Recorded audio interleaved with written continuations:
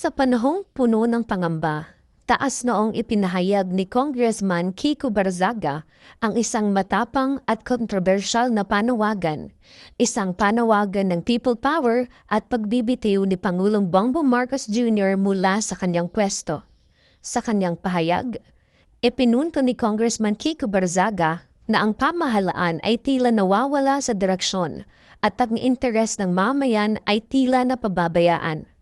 Ayon sa kanya, panahon na upang muling tumindig ang taong bayan tulad ng ginawa natin noong 1986. Ayon kay Congressman Kiko Barzaga, hindi sapat ang mga pahayag, pangako o press release ng kasalukuyang administrasyon.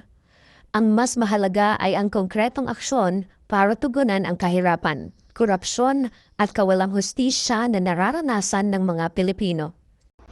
Inilatag niya ang mga dahilan kung bakit siya nananawagan ng pagbibitiw ni Bongbong Marcos.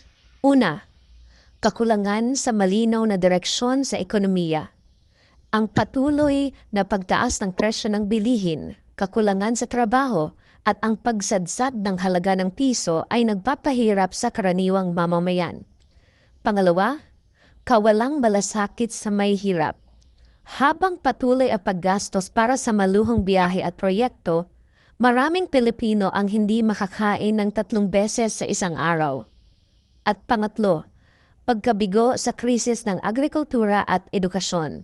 Ang sektor ng agrikultura ay nalulugmok habang ang kalidad ng edukasyon ay patuloy na bumababa. Dahil dito, tinutuligsa ni Congressman Kiko Barzaga ang administrasyon bilang manhid at inutil. Kaya't ang kanyang panawagan, panahon na, magsama-sama tayong muli, people power na. Ngunit ang tanong, handa na ba ang taong bayan?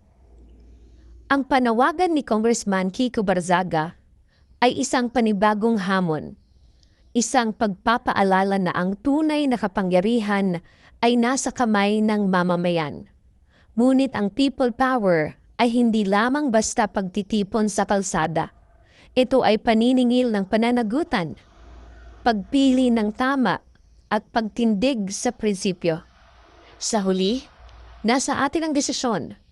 Mananatili ba tayong tahimik o kikilos tayo para sa kinabukasan ng ating bayan? Panahon na para muling itanong, para kanino ang gobyernong ito? At hanggang kailan tayo magtitiis?